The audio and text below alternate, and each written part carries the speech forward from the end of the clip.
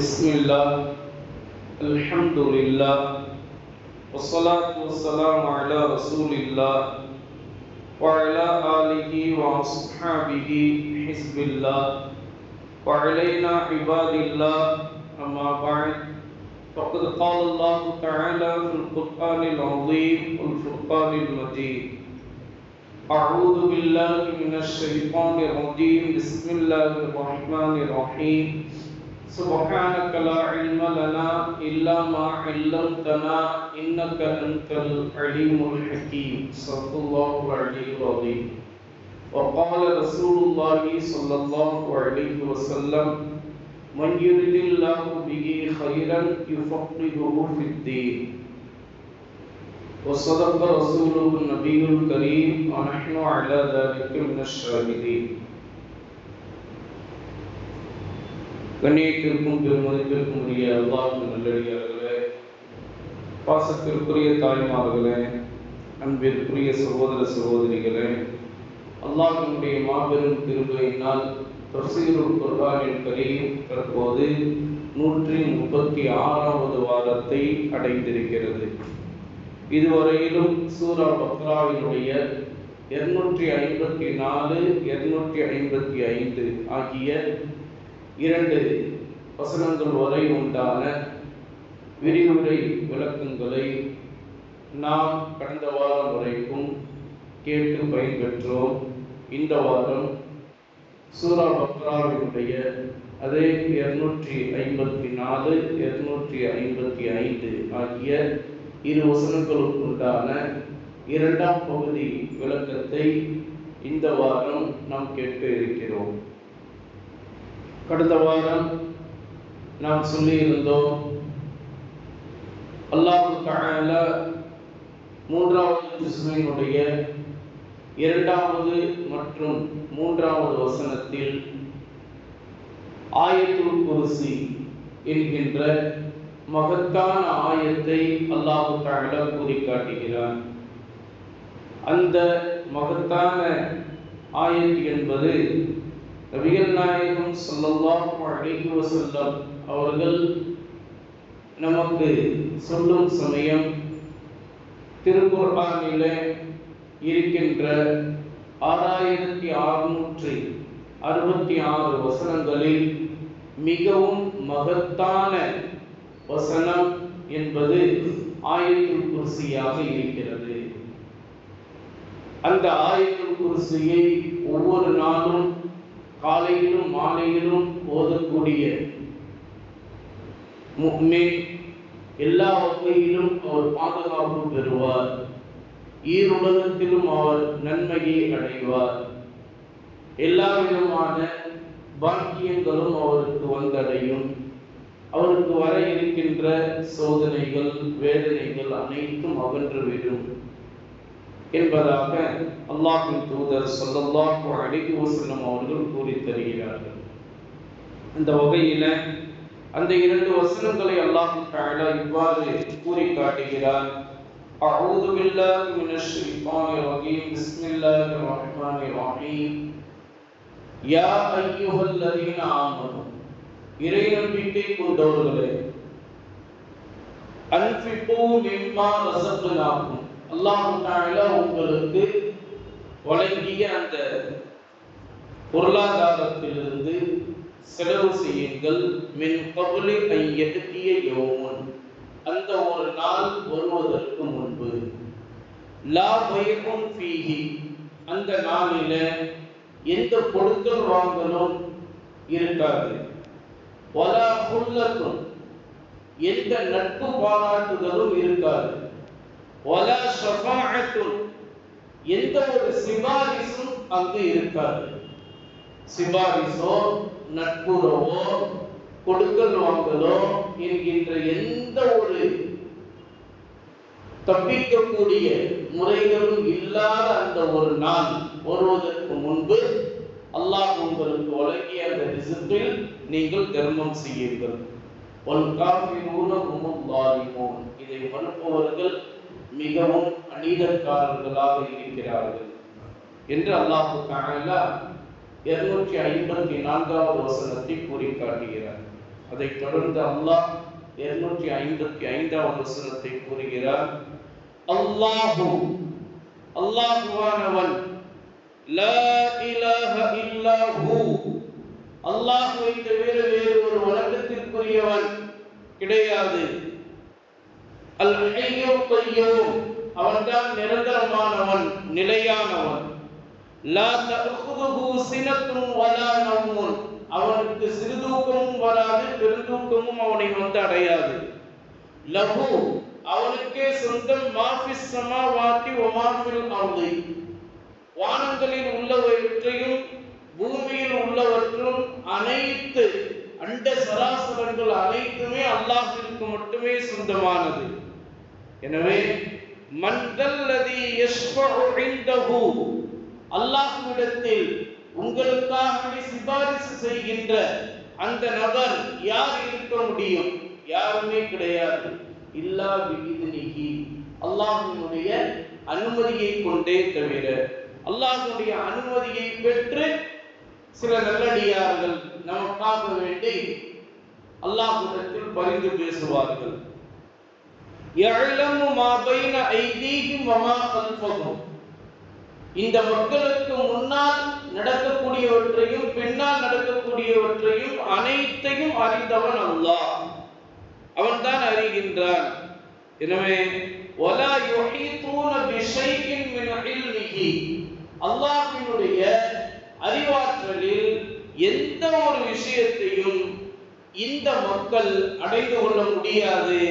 இல்லா பிமா ஷாஅ, அவன் யாருக்கு அந்த அறிவாற்றலை தர வேண்டும் என்று விரும்பினானோ அந்த ஒருவருக்கே தவிர, அந்த ஒன்றை கொண்டே தவிர மற்ற எதையும் யாரும் அறிய முடியாது. வசிஅ குர்சியுஹு, அல்லாஹ்வுடைய குர்சி என்கின்ற சிம்மாசனம் இருக்கிறதே, அது விசாலமானது, பிரம்மாண்டமானது. எந்த அளவுக்கு பிரம்மாண்டமானது தெரியுமா? அஸ்ஸமாவாத்தி வல் அர்த், வானங்கள் பூமி முழுக்க எவ்வளவு பெரியதோ அதை விடவும் பிரம்மாண்டமானது அல்லாஹ்வுடைய சிம்மாசனம். வலா யகூதுஹு ஹிஃப்துஹுமா, வானங்கள் பூமி ஆகிய இரண்டையும் பாதுகாப்பது அல்லாஹ்விற்கு எந்த ஒரு சிரமமும் கிடையாது. வானங்களில் பூமியில் இருக்கின்ற அத்துணை படைப்புகளையும் அல்லாஹ் தான் பாதுகாக்கின்றான். அது அற்பமான படைப்புகளாக இருந்தாலும் சரி, பிரம்மாண்டமான படைப்புகளாக இருந்தாலும் சரி, கண்ணுக்கு தெரிந்தவற்றையாக இருந்தாலும் சரி, கண்ணுக்கு தெரியாத படைப்பினங்களாக இருந்தாலும் சரி, அத்துணையையும் பாதுகாப்பதற்கு அல்லாஹ் தகுதி பெற்றவனாக இருக்கிறார். அவ்விரண்டையும் பாதுகாப்பது அல்லாஹ்விற்கு எந்த ஒரு சிரமமும் கிடையாது. ஒருவர் அல்லாஹ்வே அல் அலியு, உயர்ந்தவனாக இருக்கின்றான், அல் அதீமு, மகத்தானவனாக இருக்கிறார் என்று சொல்லி அல்லாஹ் தஆலா சூரா பக்ராவினுடைய 255வது வசனத்தில் ஆயத்துல் குர்சியை அல்லாஹ் தஆலா கூறி காட்டுகிறார். ஆயத்துல் குர்சியினுடைய விளக்கமாக கடந்த வாரம் நாம் முதல் பகுதி விளக்கத்தை நாம் பார்த்தோம். இதிலேயும் ஆயத்துல் குர்சியினுடைய முதல் வரிக்கு மட்டும்தான் நாம் விளக்கத்தை சொன்னோம். அதுக்குள்ளேயே 1 மணி நேரம் முடிவடைந்து விட்டது. அப்படி என்றால் ஆயத்துல் குர்சியினுடைய அர்த்தங்கள் எவ்வளவு, ஆயத்துல் குர்சியினுடைய மகத்துவங்கள் எவ்வளவு என்பதை நம்மால் இதிலிருந்து புரிந்து கொள்ள முடியும்.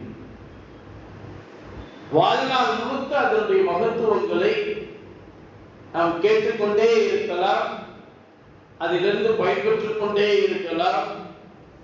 நாம் பயன்பெறுவதும் கேட்பதும் முடிவடைந்து விடுமே தவிர அல்லாஹ்வினுடைய அந்த மகத்தான ஆயத்துல் குர்சிக்கு உண்டான அந்த விளக்கங்கள் அது முடிவடைந்து விடாது. அவ்வளவு விளக்கங்களை குர்ஆனுடைய விரிவுரையாளர்கள் சுட்டிக்காட்டுகிறார்கள். இது 1-2 பக்கங்களிலோ அல்லது ஒரு 1000க்குள்ளாகவோ இது சொல்லி முடிக்க முடியாது. இதை சொல்லிக்கொண்டே போகலாம். நாம அதை நிறுத்தினாலே தவிர அது விளக்கங்கள் தந்து கொண்டே இருக்கும் என்று குர்ஆனுடைய விரிவுரையாளர்கள் சொல்லி காட்டுகிறார்கள். அந்த வகையில நாம் கடந்த வாரம் பார்த்தோம், அல்லாஹ் என்று ஆயத்துல் குர்சி தொடங்குகிறது. அல்லாஹ் என்கின்ற அந்த வார்த்தை அல்லாஹ்வை தவிர வேறு யாருக்கும் சொல்லிவிட முடியாது. அல்லாஹ்வினுடைய மற்ற 99 பெயர்கள் எல்லோருக்கும் சொல்லலாம். ஆனா அல்லாஹ் என்கின்ற அந்த ஒரு பெயரை மட்டும் யாருக்கும் சொல்ல முடியாது அல்லாஹ்வை தவிர. காரணம் என்னவென்று சொன்னால், அல்லாஹ் அப்படிங்கிற அந்த வார்த்தைக்கு வணக்கத்திற்குரியவன், வணக்கத்திற்குரிய இறைவன் அல்லாஹ் ஒருவன் மட்டுமே. அப்படி என்றால் அல்லாஹ்வுக்கு மட்டும்தான் அந்த வார்த்தையை சொல்ல முடியுமே தவிர வேறு யாருக்கும் இந்த வார்த்தையை சொல்லிவிட முடியாது. லா இலாஹ இல்லா ஹு, அல்லாஹ்வை தவிர வேறு வணக்கத்திற்குரியவன் இந்த உலகில் யாரும் கிடையாது. அப்ப வேற யாரு காலையும் போய் விழுந்துடக்கூடாது. இந்த உலகத்துல ஆட்சியாளர்கள் தங்களுடைய காலில் அவர்களுக்கு கீழே இருக்கக்கூடிய தொண்டர்கள் விழுந்தாதான் அங்கு பதவி கிடைக்கும், இல்லைன்னா பதவி கிடைக்காது என்பதனால் காலில் விழுந்து விடுகிறார்கள். அப்படி காலில் விழுவது மார்க்கத்தின் அடிப்படையில் அது மிகப்பெரிய ஹராம் என்று நாம் சொன்னாலும் கூட உலகத்தினுடைய போக்கில் அது செய்யப்பட்டுக் கொண்டு வருகிறது. ஆனால் அவ்வாறு செய்யலாமா என்று பார்த்தால் இந்த ஒரு வார்த்தையின் மூலம் அல்லாஹ் சொல்லி காட்டுகிறான், அல்லாஹ்வுக்கு மட்டும்தான் சிரம் தரையில் பட வேண்டுமே தவிர வேறு யாருக்கும் சிரத்தை தரையில் படவிடக்கூடாது. ஒவ்வொருவரையும் பெற்றெடுத்து அவரவர்களுடைய தாய்மார்களுடைய காலையில் அந்த தாய் பெற்றெடுத்த பிள்ளை விழலாமா? விழலாம், அனுமதி உண்டு. ஆனால் சஜிதாவினுடைய அமைப்பில் விழக்கூடாது. தாயினுடைய காலை அப்படி போட்டு அப்படி முத்தம் கொடுக்கலாம், அனுமதி உண்டு மார்க்கத்தில். கணவனுடைய காலை போட்டு மனைவி அந்த முத்தம் இடலாம். ஆனால் என்ன ஒன்று, சஜிதாவினுடைய அமைப்பில் விழுந்துவிடக்கூடாது, ருக்குவுடைய அமைப்பில் விழுந்துவிடக்கூடாது. ஒரு உயர்ந்த இடத்தில் அவர்களை உட்கார வைத்து அவருடைய காலை தூக்கம் போட வச்சு நம்ம நின்றுகிட்டே அவருடைய காலை முத்தம் விடலாம். தாயினுடைய காலை முத்தம் விடுவது பெரிய ஒரு நன்மையை பெற்றுத் தரும். கணவனுடைய காலை மனைவி முத்தம் விடுவது பெரிய ஒரு நன்மையை பெற்றுத் தரும். ஆனால் சஜிதாவினுடைய அமைப்பிலோ ருக்குவுடைய அமைப்பிலோ விழுந்து விடக்கூடாது. அந்த அடிப்படையில் அல்லாஹ் தஆலா லா இலாஹ இல்லா ஹு, அல்லாஹ்வை தவிர வணக்கத்திற்குரியவர் வேறு எவரும் கிடையாது. அல் ஹய்யுல் கய்யூம், அல் ஹய்யு, அல்லாஹ் நிரந்தரமானவன், உயிருள்ளவன் என்று ஒருவனை நீங்கள் காட்ட வேண்டும் என்று சொன்னால் அது அல்லாஹ்வை மட்டும்தான் காட்ட முடியும். அப்படியா? இப்ப நம்மளாம் உயிரா இல்லையா? என்ன உங்களுக்கு முன்னாடி நாங்கள் உயிரா தானே உட்காந்துட்டு இருக்கோம், மையத்தவா உட்காந்துட்டு இருக்கோம் அப்படின்னு நீங்க கேட்கலாம். நம்மளாம் உயிர் உள்ளவர்களே கிடையாது. உயிர் உள்ளவர்கள் அப்படின்னா யாருக்கு சொல்லணும்னா, எப்போதுமே இருக்கிறான் அல்லவா, அவனை மட்டும்தான் உயிர் உள்ளவன் என்று சொல்ல முடியும். அவனுக்கு ஆரம்பமும் கிடையாது, முடிவும் கிடையாது. நமக்கு ஆரம்பமும் இருக்கு, முடிவும் இருக்கு. இப்ப என்ன பொறுத்தளவுல என்னுடைய ஆரம்பம் என்ன? 1981. என்னுடைய முடிவு என்ன? அது அல்லாஹ்வுக்கு தான் தெரியும். அப்ப எனக்கு ஆரம்பமும் உண்டு, முடிவும் உண்டு. ஆனா அல்லாஹ்வுக்கு ஆரம்பமும் கிடையாது, முடிவும் கிடையாது. அதான் ஆதியும் இல்லை, அந்தமும் இல்லை என்று தமிழ்ல சொல்லுவாங்க இல்லையா? அதான் அல் ஹய்யு, நிரந்தரமானவன். அல் கய்யூம், நிலைத்திருப்பவன், நிர்வாகம் செய்வதற்கு தகுதி பெற்றவன். நம்மளா நிலைத்திருக்கிறோமா என்று பார்த்தா நம்ம ஒரு நிர்வாகத்துல நம்மள வச்சிருந்தாங்க அப்படின்னா ஒரு 5 வருஷம், மிஞ்சி போனா ஒரு 10 வருஷம் வச்சிருப்பாங்க. அதுக்கப்புறம் ஒண்ணு நம்ம போயிடுவோம் அல்லது அவங்க தூக்கிடுவாங்க இல்லையா? அப்படின்னா நிர்வாகத்தில் இருக்கிற எல்லாருமே. ஆனா அல்லாஹ்வுடைய நிர்வாகம் அப்படியா? இல்லை. கியாமத் நாள் வரைக்கும், கியாமத் நாள் வரை கூட அப்படி நம்ம குறிப்பிட்டு வரையறுக்க முடியாது. அல்லாஹ்வுடைய நிர்வாகம் நிரந்தரமானது. அதுதான் அல் கையூம், நிலைத்திருக்கக்கூடியவன், நிலைத்திருந்து நிர்வாகம் செய்யக்கூடியவன். லா தஅகுதுஹு சினத்துன் வலா நௌம். இதான் அல்லாஹ் தஆலா முக்கியமான தன்னுடைய மிகப்பெரிய தகுதியை, அந்தஸ்தை அல்லாஹ் தஆலா கூறி காட்டுகிறார். அல்லாஹ்விற்கு சிறு தூக்கமும் வராது, பெருந்தூக்கமும் வராது. நமக்கெல்லாம் சிறு தூக்கமும் இருக்கிறது, பெருந்தூக்கமும் இருக்கிறது. அல்லாஹ் தஆலா இந்த இடத்துல பாருங்க, லா தஅகுதுஹு சினத்துன், சிறு தூக்கம் அவனை அடையாது, வலா நௌம், பெருந்தூக்கமும் அல்லாஹ்வை அடையாது என்று அல்லாஹ் தஆலா சொல்லி காட்டுகிறார் இல்லையா? இப்போ இதுக்கு இடையில நமக்கு 2 தூக்கம் இருக்கு. ஒண்ணு அசந்த நிலையில உள்ள தூக்கம், இன்னொன்னு பூனை தூக்கம். கொஞ்ச நேரம் அப்படி படுத்துட்டு எழுந்திரிச்சது, கட்டையை சாய்ச்சாதான் நமக்குலாம் நல்ல வேலை செய்ய முடியும். மத்தியானம் சாப்பிட்டுட்டு கொஞ்ச நேரம் அது தூங்கணுமோ இல்லையோ கட்டையை சாய்க்கும் இல்லையா? இதுக்கு பேர் அரபில ஹஃபகா அப்படின்னு சொல்லுவாங்க. ஹஃபகா அப்படின்னா பூனை தூக்கம்னு அர்த்தம். அவன் அசந்த நிலையில உள்ள தூக்கம், அசந்த நிலையில உள்ள தூக்கம். இதுக்கு அரபில ரிஃபகா அப்படின்னு சொல்லுவாங்க. இந்த 2 தூக்கத்திற்கும் ஆரம்பம் தான் சினத்துன், சிறு தூக்கம், முடிவு நௌம், பெருந்தூக்கம். அல்லாஹ் தஆலா சிறு தூக்கத்தையும் பெருந்தூக்கத்தையும் சொல்லிட்டான் அப்படின்னா நடுவுல இருக்கிற 2ஐயும் அதை எடுத்துக்கொள்ளணும்னு அர்த்தம் இல்லையா? அல்லாஹ்வுக்கு எந்த விதத்திலும் உறக்கம் என்பது கிடையாது. அதுல காரணம் என்ன? கொஞ்சம் யோசிச்சு பார்ப்போமா? நம்மளாம் தூங்குனா என்ன செய்வோம்? வீட்டுல என்ன நடக்குதுன்னே தெரியாது. யார் வரா, யார் போறா, யார் இது பண்றா, எதுவுமே தெரியாது இல்லையா? தூங்குனா அந்த மாதிரி தூங்கிடுவோம். சில நேரங்கள்ல வீட்டுல என்ன நடக்குதுன்னு தெரியாது, அந்த அளவுக்கு தூங்கிடுவோம். மரக்கட்ட மாதிரி சில நேரங்கள்ல தூங்கிடுவோம். என்னதான் அம்மாமார்கள் சொல்லுவாங்க, என்னப்பா அவனை இப்படி அடிச்சவங்க, உனக்கு உஷாரே இல்லையே, இப்படியா தூங்குவ அப்படின்னு நம்ம சொல்லுவாங்க இல்லையா? அந்த மாதிரியான எந்த ஒரு தூக்கமும் அல்லாஹ்வுக்கு கிடையாது. ஏன் காரணம் என்ன அப்படின்னா, அல்லாஹ் தூங்கிட்டான்னு வச்சுக்கோங்களேன், இந்த உலகத்துல எதுவுமே இயங்காது. ஏன்னா அல்லாஹ் தான் எல்லாத்தையும் கட்டி காட்டு கொண்டு இருக்கிறான் இல்லையா? அல்லாஹ் தூங்கிட்டான்னா எல்லாம் ஆட்டம் கண்டுரும். ஆட்டம் கண்டுருச்சு அப்படின்னு சொன்னா எதுவுமே சரியான முறையில நடக்காது இல்லையா? அதனால அல்லாஹ்வுக்கு தூக்கம் என்பது கிடையாது. சரி, தூக்கம் வருவதனால என்ன குறை ஏற்பட்டு போடுகிறது அப்படின்னா, தூக்கம் வருவதனால் குறை ஏற்பட்டுவிடும். என்ன குறை ஏற்பட்டுரும் அப்படின்னு சொன்னா, மனித தன்மைக்கு தான் குறை என்பது உண்டு, இறைத்தன்மைக்கு குறை என்பது கிடையாது இல்லையா? மனித தன்மைக்கு குறை எல்லாத்தையும் சொல்லலாம், இறைத்தன்மைக்கு குறை என்பது ஒன்று கூட சொல்ல முடியாது.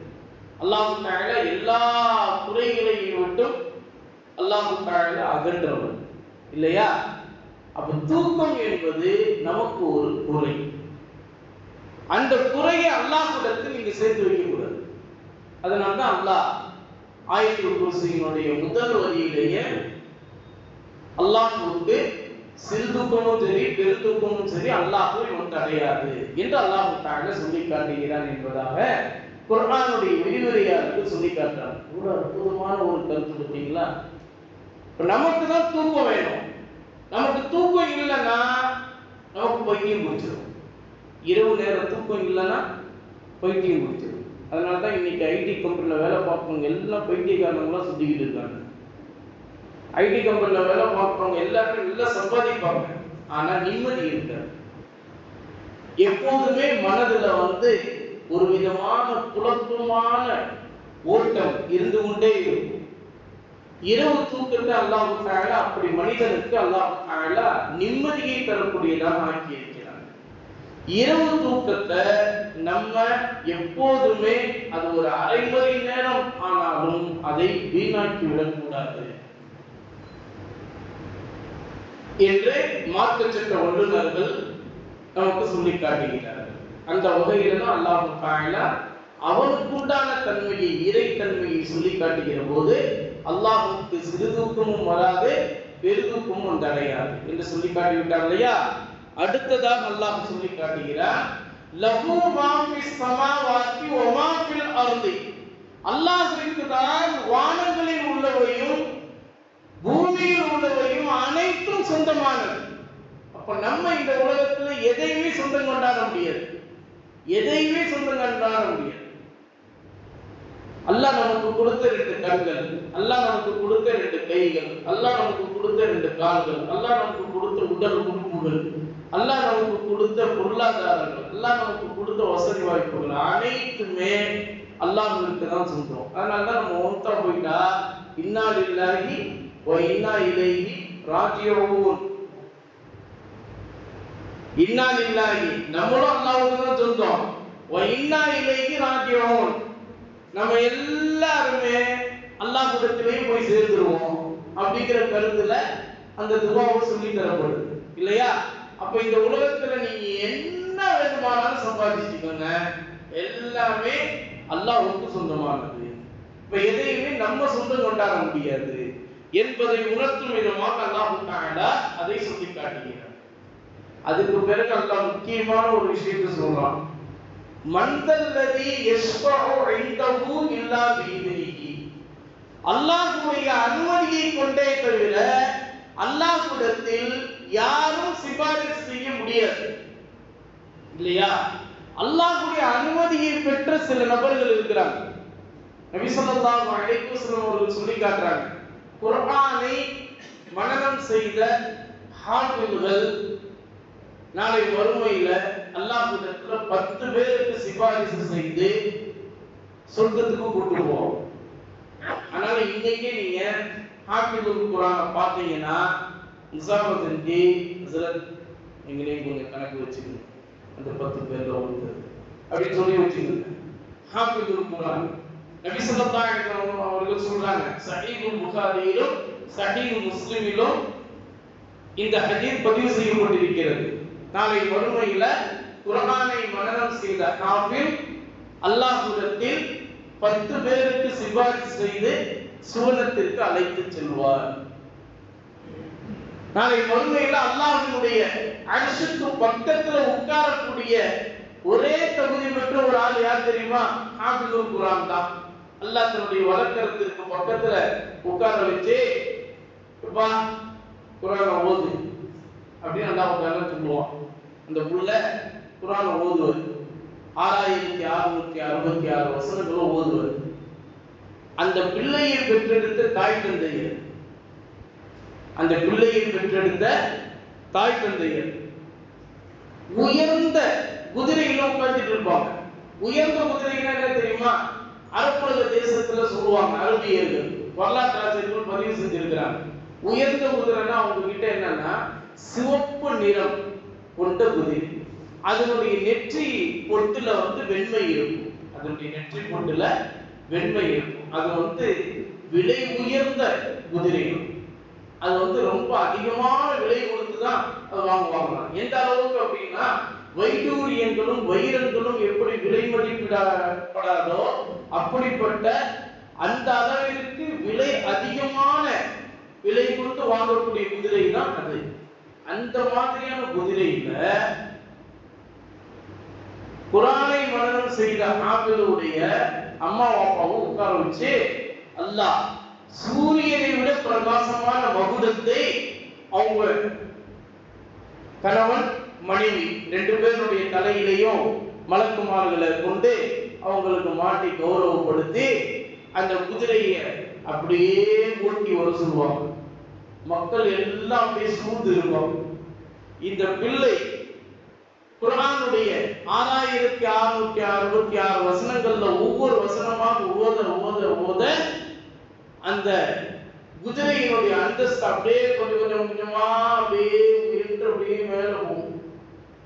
கூடி இருக்கக்கூடிய அங்க இருந்த அந்த அல்லாஹ்வுடைய சன்னிதானத்தில் இருந்த அத்தனை பேரும் பார்ப்பாங்க. உயர்ந்த அந்தஸ்து, இந்த ஒரு தம்பதியருக்கு இப்படிப்பட்ட ஒரு அந்தஸ்தா, எல்லாரும் ஆச்சரியமா பார்ப்பாங்க.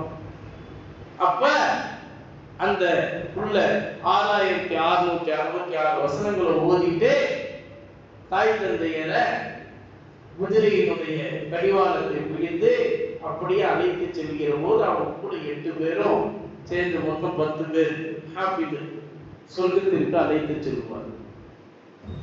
இது ஹாஃபிதுக்கு அல்லாஹ் தரக்கூடிய அனுமதி. அதுக்கப்புறம் ஆலிமே ரப்பானி, நல்லா கவனிக்கணும். எல்லா ஆலிம்களும் இல்லை, ஆலிம்கள் 7 வருஷம் ஓதுன எல்லா ஆலிம்களும் இங்கே இல்லை. ஆலிமே ரப்பானி, அல்லாஹ்வுக்காகவே தன்னுடைய வாழ்க்கையை அர்ப்பணித்துக் கொண்ட அரிய பெருமக்கள்.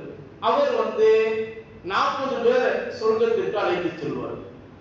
ஆலிம்கள், ஆலிம் அறிஞர் பெருமக்கள் 40 பேர். இது சஹீஹ் புகாரியிலும் சஹீஹ் முஸ்லிமிலும் இந்த ஹதீஸ் பதிவு செய்யப்பட்டிருக்கிறது. ஆலிம் அறிஞர் பெருமக்கள் 40 பேர் தன்னுடைய சிபாரிசின் மூலமாக சொர்க்கத்திற்கு அழைத்து செல்வார். இது அல்லாஹ் தஆலா அவருக்கு கொடுக்கக்கூடிய அனுமதி. அது என்னது ஆலிமே ரப்பானி அப்படின்னா, தான் படித்த அந்த கல்வியை கொண்டு வாழ்நாள் முழுவதிலும் அமல் செய்வதற்காக வேண்டி தனது வாழ்க்கையை அர்ப்பணித்தவர். அப்ப எந்த ஒரு உலகாதாயத்தை பெறுவதற்கும் தன்னுடைய வாழ்க்கையை மாற்றிக்கொள்ள மாட்டார். அவர் உலகத்தை சம்பாதிக்கணுங்க, உலகத்தை சம்பாதிக்கணுங்கிறனால படிக்கலாம் நம்ம படிச்சதுலாம் அமல் செஞ்சா யார் அவங்க பிழைக்க தெரியாதவங்கன்னு சொல்லிட்டு போயிடுவாங்க.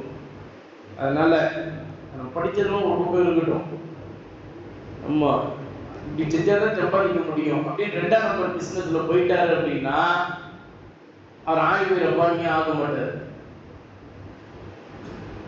ஆலிமே ரப்பானினா தான் படித்த அந்த கல்வியை கொண்டு முழுமையாக தன்னுடைய வாழ்க்கையை அர்ப்பணித்து அமர்தலோடு வாழக்கூடியவர் தான் ஆலிமே ரப்பானி. அவருக்கு தான் அல்லாஹ் தஆலா 40 பேரை சொர்க்கத்திற்கு அழைத்து செல்லக்கூடிய அனுமதியை கொடுப்பார். இது 2ஆச்சா. 3வது நபிமார்கள், ரசூல்மார்கள். 4வது வலிமார்கள். நல்லா கேட்டுக்கணும், இப்பதான் முக்கியமான பாயிண்ட் வரும். வலிமார்கள், வலிமார்கள் எல்லாம் அல்லாஹ்வினுடைய அனுமதியை பெற்று சிபாரிசு செய்யக்கூடியவர்களாக இருக்கிறார்கள். அதனால்தான் பார்த்தீங்கன்னு சொன்னா நம் முன்னோர்கள் எல்லாம், நம்முடைய அம்மாமார்கள், பாட்டிமார்கள் எல்லாம் நம்மளை துவா செஞ்சு வெளியே அனுப்பி விடும் போது, இப்பா அல்லாஹ்வுடைய அமானமா போயிட்டு வாப்பா, மொய்தீன் ஆண்டவங்களுடைய காவலோட சொல்லுவாங்களே இல்லையா, மொய்தீன் ஆண்டவங்களுடைய காவலில் அல்லாஹ்வுடைய அமானமா போயிட்டு வாங்க சொல்லுவாங்க. அதுதான் முழுமையான பரிபூர்ணமான ஈமான். ஏன் காரணம் என்ன? வலிமார்கள் எல்லாம் அல்லாஹ்வுடைய அனுமதியை பெற்று சிபாரிசு செய்து சொர்க்கத்திற்கு அழைத்து செல்லக்கூடியவர். அதனால்தான் ஜியாரத்து செய்யணும். வலிமார்கள் அடங்கி இருக்கக்கூடிய கபருக்கு சென்று, தர்காவிற்கு சென்று ஜியாரத்து செய்யணும். அந்த வலியுல்லாஹ்வினுடைய அந்த ஒரு நெருக்கத்தை பெற்று அல்லாஹ்விடத்தில் அவர் எப்படி உயர்ந்த அந்தஸ்து அவங்க அடைஞ்சாங்களோ அது போல அவங்களுடைய துவாவை செஞ்சு அவங்களுடைய நெருக்கத்தை பெற்று அவங்களுடைய சிபாரிசு மூலமாக நாளை மறுமையில சொர்க்கத்தை அடையணும். வலிமார்களுக்கும் அல்லாஹ் தஆலா அப்படிப்பட்ட ஒரு நெருக்கத்தை அல்லாஹ் தஆலா கொடுத்திருப்பார்.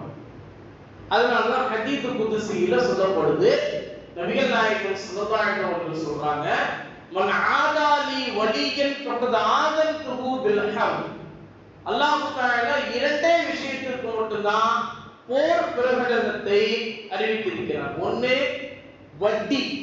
வட்டிக்கு யாரெல்லாம் சாப்பிடுகிறார்களோ, வட்டியை யாரெல்லாம் பயன்படுத்துகிறார்களோ, வட்டியுடைய விஷயத்தை யார் எழுதுகிறார்களோ, வட்டியுடைய விஷயத்திற்கு யாரெல்லாம் உதவி செய்கிறார்களோ அத்தனை நபர்களையும் எதிர்த்து அல்லாஹ்வும் அவருடைய தூதரும் போரிடுகிறார்கள்.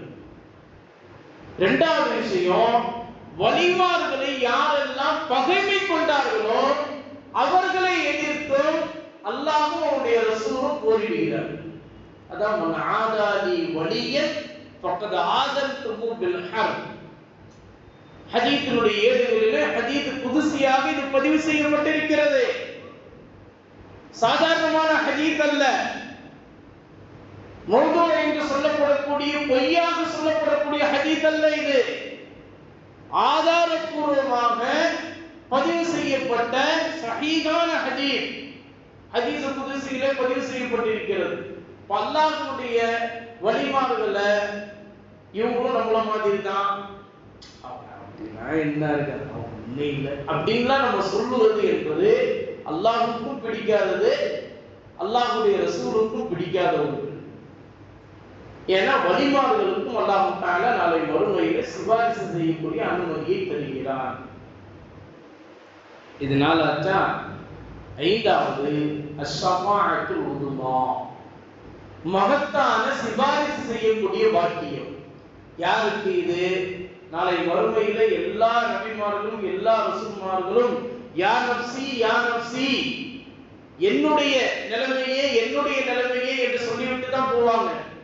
நம்முடைய உயிரினும் மேலான கண்மணி நாயகம் ஸல்லல்லாஹு அலைஹி வஸல்லம் அவர்கள் மட்டும்தான் யா உம்மத்தி என்று சொல்வார்.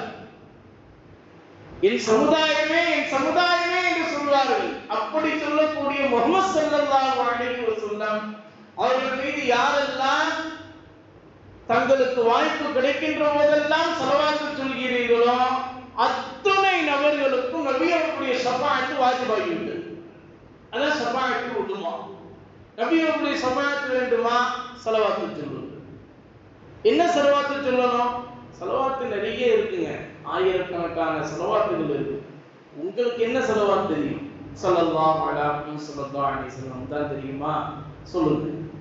இல்ல நம்ம ஒவ்வொரு தஃசீருடைய ஆரம்பத்திலேயும் 3 ஸலவாத் நம்ம ஆரம்பிச்சதுல இருந்து இந்த காலம் வரைக்கும் நம்ம சொல்லி கொடுக்கிறோம். இன்ஷா அல்லாஹ் கியாமத் நாள் வரைக்கும் நம்ம சொல்லி கொடுப்போம். வைங்க அந்த ஸலவாத் ஆயிஷா, ஸலாத்து தரூது ஷரீஃப், ஸலாத்து திப்துல் குலூப், அல்லது ஸலாத்துல் நாரியா, அல்லது ஸலாத்துல் துன்ஜீனா, அல்லது ஸலாத்துல் தாஜ் என்ற எந்த ஸலவாத்தும் நீங்க சொல்லி அல்லாஹ்விடத்துல நபிகள் நாயகம் ஸல்லல்லாஹு அலைஹி வஸல்லம் அவருடைய ஷஃபாஅத்தை பெறுவதற்குண்டான அனுமதியை பெற்றிருக்கிறார். இன்ஷா அல்லாஹ் சொல்லலாமா?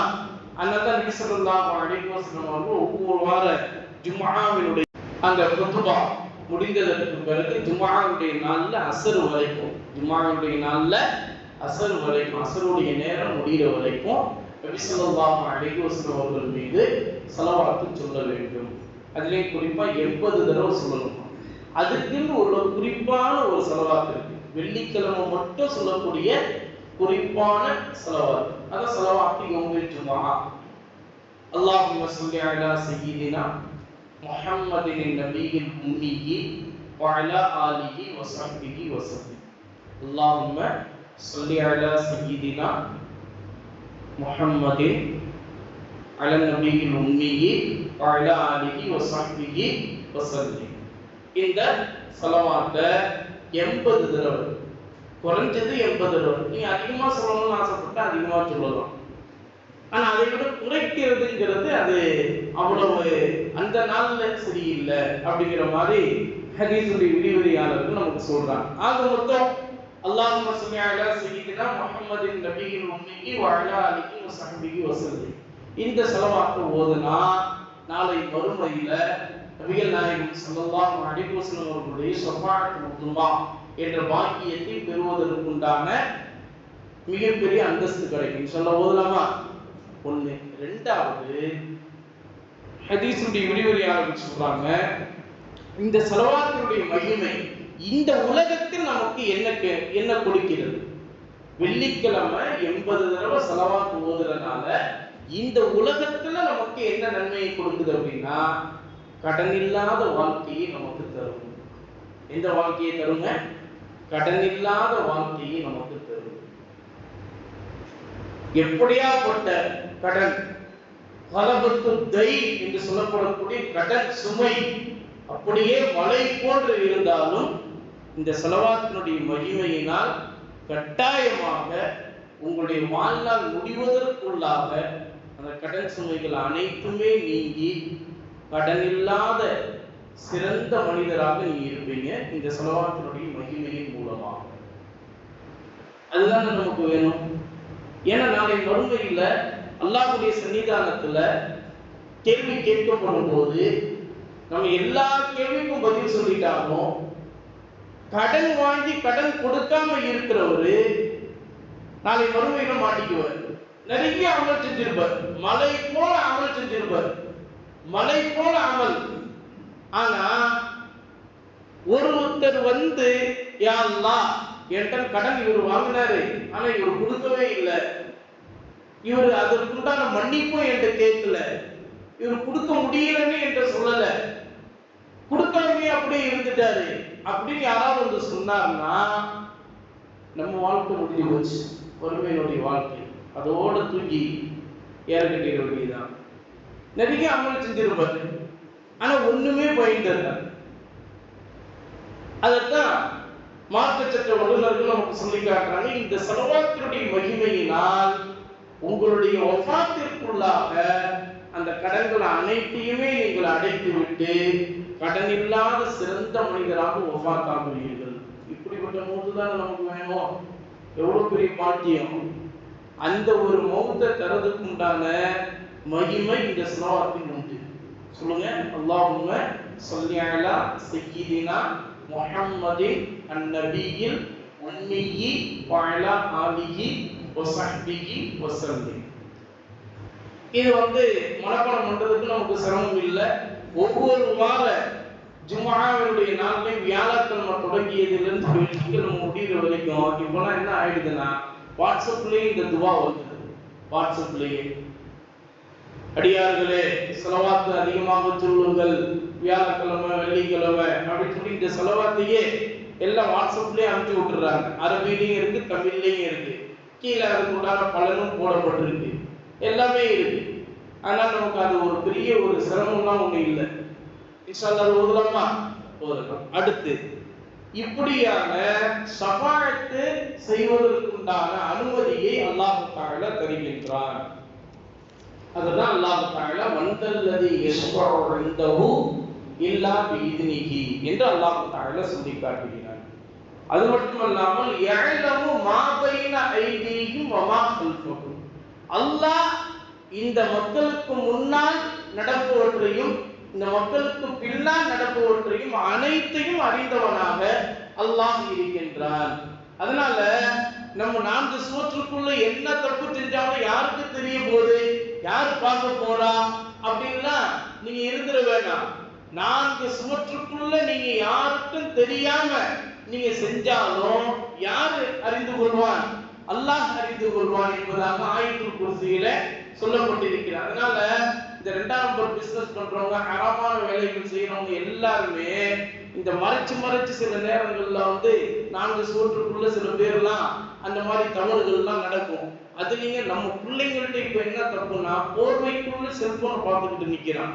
அந்த போர்வைக்குள்ள அவன் என்ன செல்போன்ல என்ன பார்க்கிறான்றது தந்தைமார்களாகிய தாய்மார்களாகிய நம்ம யாருமே பார்க்கறது இல்லை.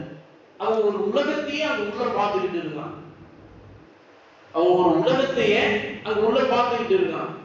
அவனை கண்காணிக்கிறதும் இல்லை, அவனை கேட்கறதும் இல்லை. நம்மளை நிம்மதியா தூங்க விட்டானா அது போதும், அவன் என்னத்தையே செஞ்சுட்டு போறான் அப்படின்னு விட்டுறோமா இல்லையா? பிள்ளைங்க என்ன பண்ணிடுறாங்க, எல்லாத்தையும் பார்க்கறாங்க.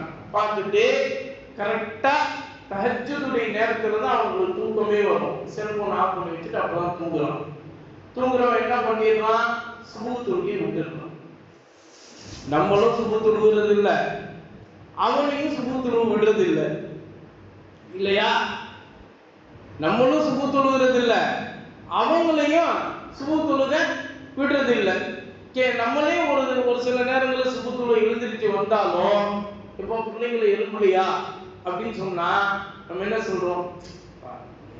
ரொம்ப நேரம் படிச்சுட்டு ரொம்ப நேரம் களைப்பா இருந்துட்டு இப்பதான் அவனையே எழுப்பணுமா?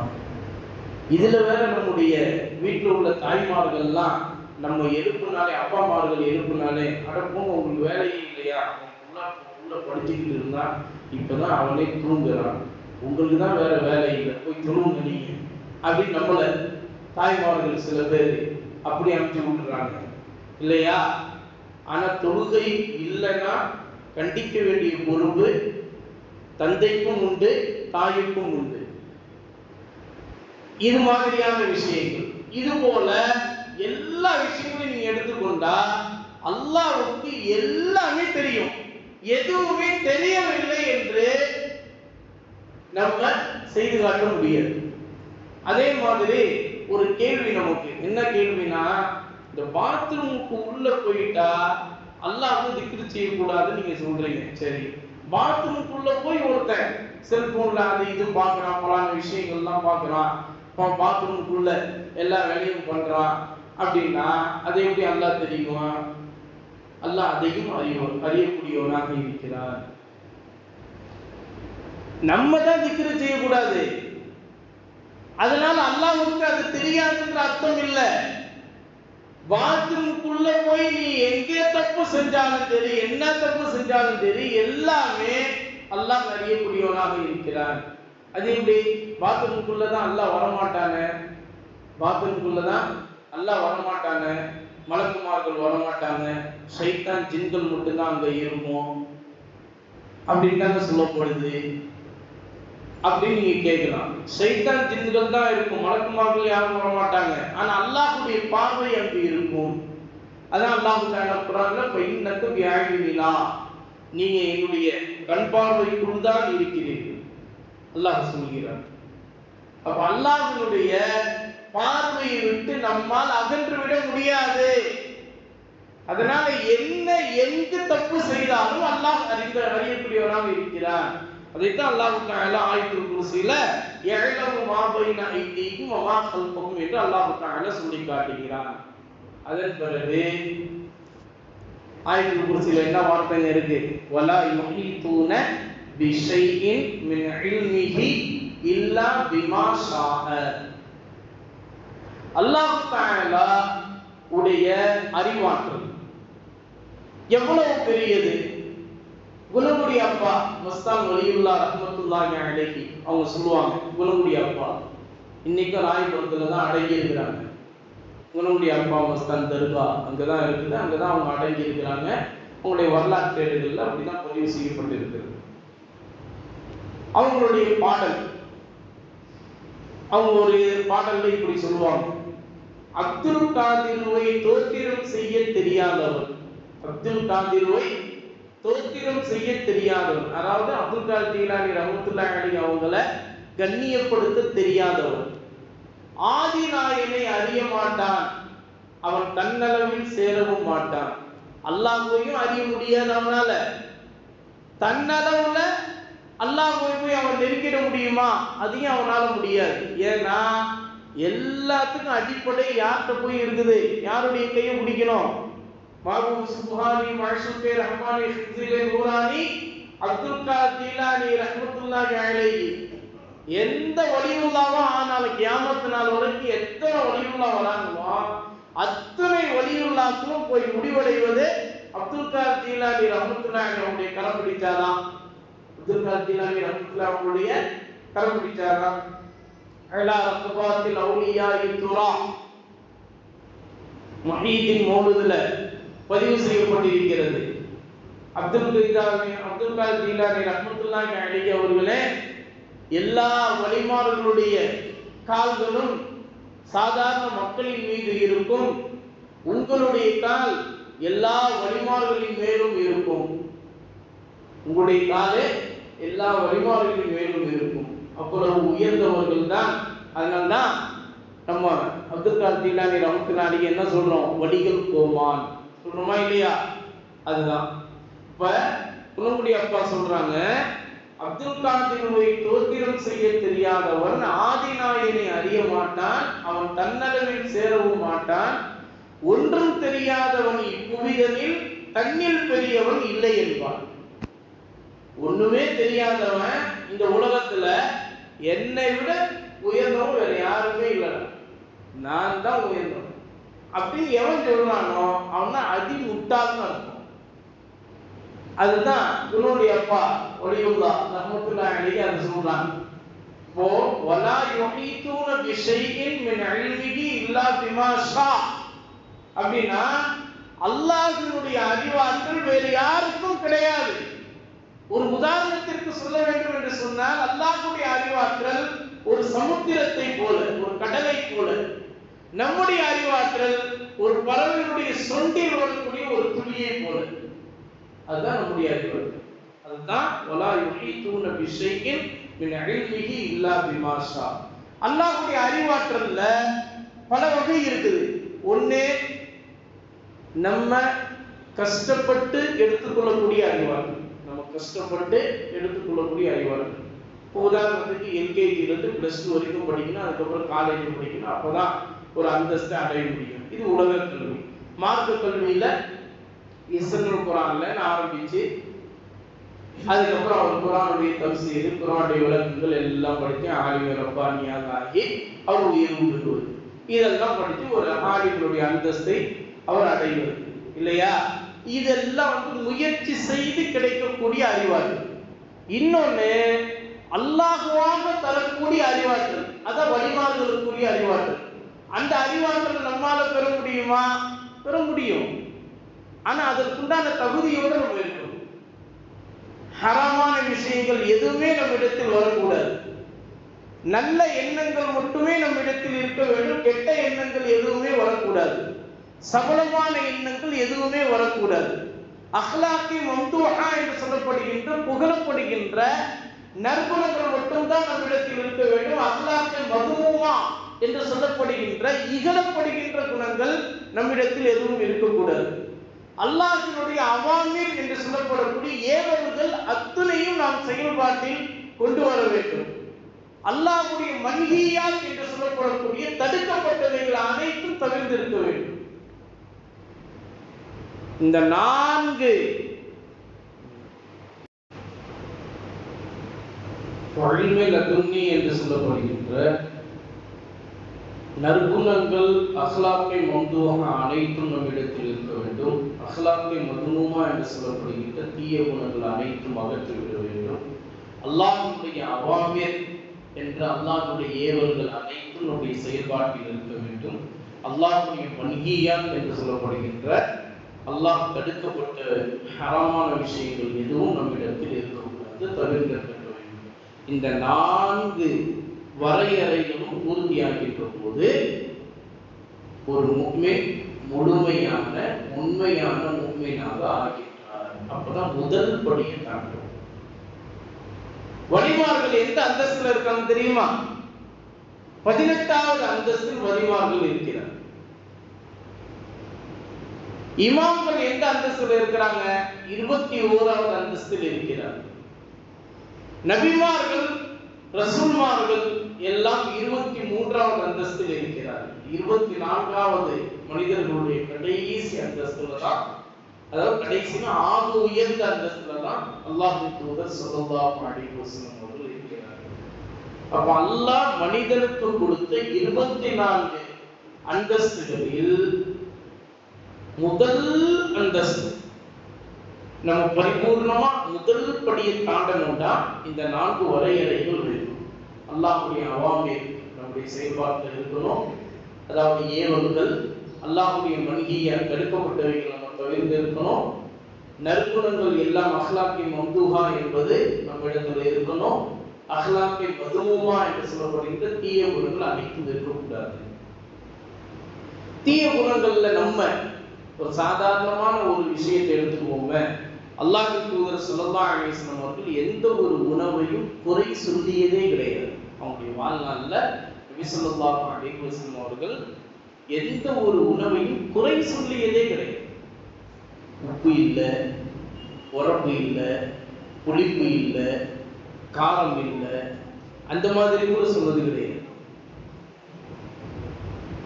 குறை சொல்வது என்பது உணவை குறை சொல்வது அப்படிங்கிறது அது மிகப்பெரிய ஒரு தவறு என்று ஹதீஸுடைய விரிவுரையாளர்கள் சொல்றாங்க. இது அக்லாக்கின் மதுவுமால உள்ளது. இது இருந்து விட்டாலே ஒருவர் இன்னும் முக்மினுடைய அந்தஸ்துல முழுமையா அவர் முழுமை பெறல என்று அர்த்தம். பார்த்துக்கோங்க, நம்ம முதல் அந்தஸ்தை இன்னும் தாண்டது இல்லையா? நம்ம போய் வலிமார்களை குறை சொல்லலாமா? நம்ம போய் நபிமார்களை குறை சொல்லலாமா? நம்ம போய் ரசூல்மார்களை குறை சொல்லலாமா? அவங்களும் என்ன போன்ற உள்ள மனிதர்கள் தான் அப்படின்னு சொல்ல முடியுமா? கொஞ்சம் யோசிச்சு பார்க்கணும். இப்போ இன்னைக்கு உள்ள வாலிப பிள்ளைங்கள்ட்ட நம்ம இதெல்லாம் சொல்லிக் கொடுக்கணும். நம்ம பிள்ளைங்களுக்கு இதெல்லாம் சொல்லிக் கொடுக்க வேண்டிய ஒரு கட்டாயத்தில் நாம் இருக்கிறோம். முதல் அந்தஸ்தை கூட தொட முடியாத நாம் மிகப்பெரிய உயர்ந்த அந்தஸ்தில் உள்ள வலிமார்களையும் நபிமார்களையும் ரசூல்மார்களையும் தொழுவது என்பது அது மிகப்பெரிய அல்லாஹ்வுக்கு பிடிக்காத ஒரு விஷயமாக இருக்கிறது என்பதை இந்த நல்ல நேரத்தில் நாம் பதிவு செய்து கொள்ள வேண்டும். அதுபோல அல்லாஹ்வுடைய இல்முல மூணாவது வகை என்னன்னா இல்முல் கைப், மறைவான ஞானங்கள். மறைவான ஞானங்கள், மறைவான ஞானங்கள் அல்லாஹ் தஆலா சில பேருக்கு மட்டும்தான் கொடுத்திருக்கிறார். யாருக்கு? நபிமார்கள், ரசூல்மார்கள். அதிலேயும் குறிப்பா அல்லாஹ் தஆலா மறைவான ஞானங்கள் அனைத்தையும் கொடுக்கப்பட்ட ஒரே ஒரு மாமனிதர் நம்முடைய உயிரினும் மேலான கண்மணி நாயகம் ஸல்லல்லாஹு அலைஹி வஸல்லம் அவர்கள். அதுபோல அல்லாஹ்வுக்கு நெருக்கமான அடியார்களாக வலிமார்கள், மறைவான ஞானங்களை கொடுக்கப்பட்டவர்கள். இவங்களை தவிர மற்ற யாருமே, வலிமார்களை தவிர யாருமே மறைவான ஞானங்களை அறிய முடியாது. நம்ம விலாயத்தினுடைய அந்தஸ்தை, வலியுல்லாஹ்வுடைய அந்தஸ்தை அடைந்து விட்டால் மறைவான ஞானங்கள் நமக்கும் கொடுக்கப்படும். விலாயத்தினுடைய அந்தஸ்தை அடைவதற்கு கடைசி தரத்தை என்ன தெரியுமா? அல் இஸ்திகாமத்து ஃபௌக அல்பி கராமா. குர்ஆனுடைய விரிவுரையாளர்கள் சொல்றாங்க, ஒரு அமலில் நிலைத்திருப்பது என்பது 1000 அற்புதங்களை செய்து காட்டுவதிலும் மிகப்பெரியது. அல்லாமா ஜுனைத் பக்தாதி ரஹ்மத்துல்லாஹி அவங்கள்ட்ட மாணவர்கள்லாம் கேட்டாங்க, நாங்க உங்ககிட்ட நிறைய இல்முகளை படிச்சிருக்கோம், நிறைய மறை ஞானங்களை நாங்க கேட்டிருக்கோம், ஆனா உங்ககிட்ட வலியுல்லாஹ்வுடைய அந்தஸ்துல நாங்க எந்த ஒரு பண்பையும் நாங்க உங்கள்ட்ட பார்க்கலையே அப்படின்னு சொன்னாங்க. அப்ப அல்லாமா ஜுனைத் பக்தாதி ரஹ்மத்துல்லாஹி அலைஹி அவர்கள் சொன்னாங்க, எப்பா மாணவர்களே, என்றைக்காவது ஜமாஅத் தொழுகையை தவற விட்டு இருப்பதை நீங்கள் பார்த்திருக்கிறீர்களா? ஜமாஅத் தொழுகைய இமாமுடைய தக்பீர் தஹ்ரீமாவை தவற விட்டு இருப்பது போல் என்னை நீங்கள் பார்த்திருக்கிறீர்களா அப்படின்னு கேட்கும்போது அப்போ ஒரு மாணவர் எழுந்திருச்சு சொன்னாரு, உஸ்தாத் அவர்களே, ஜுனைத் பக்தாதி ரஹ்மத்துல்லாஹி அவர்களே, உங்களுடைய கரம் பிடித்து இன்றோடு எனக்கு 10 வருடங்கள் ஆகிறது. இந்த 10 வருடங்கள்ல எந்த நாளிலும் எந்த ஒரு வக்திலும் தக்பீர் தஹ்ரீமாவை தவற விட்டிருப்பதாக நான் பார்த்ததில்லை அப்படின்னு ஒரு மாணவர் எழுந்திருச்சு சொல்றாரு. யாருங்க? அல்லாமா ஜுனைத் பக்தாதி ரஹ்மத்துல்லாஹி அலைஹி என்கின்ற இறைநேச செல்வரை பற்றி. அப்ப ஜுனைத் பக்தாதி ரஹ்மத்துல்லாஹி அவர்கள் சொன்னாங்க, இதுதான்ப்பா இஸ்திகாமத்து. இஸ்திகாமத்து ஒன்றே போதுமானது விலாயத்தினுடைய அந்தஸ்தை அடைவதற்கு. அப்போ ஒரு அமல்ல ஏதோ ஒரு ஆர்வ கோளாறுல கொஞ்ச காலம் நம்ம செஞ்சோம், அதுக்கப்புறம் நம்ம செய்யல அப்படின்னா அந்த அமல் நம்மள்ட்ட இஸ்திகாமத்து இல்லைன்னு அர்த்தம் இல்லையா? அப்போ ஒரு அமல் எப்ப நம்மள்ட்ட நிரந்தரமாக இருக்கிறதோ அப்பவே நம்ம விலாயத்தினுடைய அந்தஸ்தை அடைந்து விட்டோம் என்று அர்த்தம். இதான் குர்ஆனுடைய விரிவுரையாளர்கள் நமக்கு சொல்லித் தரக்கூடிய விஷயம். அப்போ இல்முல் கைப் என்ற மறைஞானங்கள் நமக்கு கிடைக்க வேண்டும் என்று சொன்னா இஸ்திகாமத் என்கின்ற நிலைத்திருக்கக்கூடிய தன்மை நம்மிடத்தில் இருக்க வேண்டும். இப்படிப்பட்ட இல்மே கஸ்பி, இல்மே லதுன்னி, இல்முல் கைப் அனைத்து அறிவாற்றலும் அல்லாஹ்வுக்கு மட்டுமே சொந்தமானது. அல்லாஹ்விடத்தில் தான் அது பரிபூர்ணமாக இருக்கிறது. அல்லாஹ் யாருக்கு அந்த அறிவாற்றலை தந்திருக்கிறானோ அவர்களிடத்தில் அது பரிபூர்ணமாக இருக்கும். அதுதான் நபிமார்கள், ரசூல்மார்கள், வலிமார்களாக இருக்கிறார்கள். எனவே அப்படிப்பட்ட அந்தஸ்தை அடைவதற்குண்டான பாக்கியத்தை அல்லாஹ் நம் அனைவருக்கும் தந்தல் புரிவானாக. இன்ஷா அல்லாஹ் வரக்கூடிய வாரம் ஆயத்துல் குர்சியினுடைய அடுத்த 3ஆம் பகுதி விளக்கம் தொடரும். இன்ஷா அல்லாஹ் ஜமாத்தார்கள் அனைவரும், தாய்மார்கள் அனைவரும் கட்டாயமாக அவசியமாக இந்த ஆயத்துல் குர்சியினுடைய மகத்துவமான அந்த விரிவுரை விளக்கத்தை கேட்பதற்கு ஆஜராகி விடுங்கள். அல்லாஹ் தஆலா கேட்டதுபடி வாழ்நாள் முழுக்க அமல் செய்யக்கூடிய தௌஃபீக்கை அல்லாஹ் நம் அனைவருக்கும் தந்தல் புரிவானாக.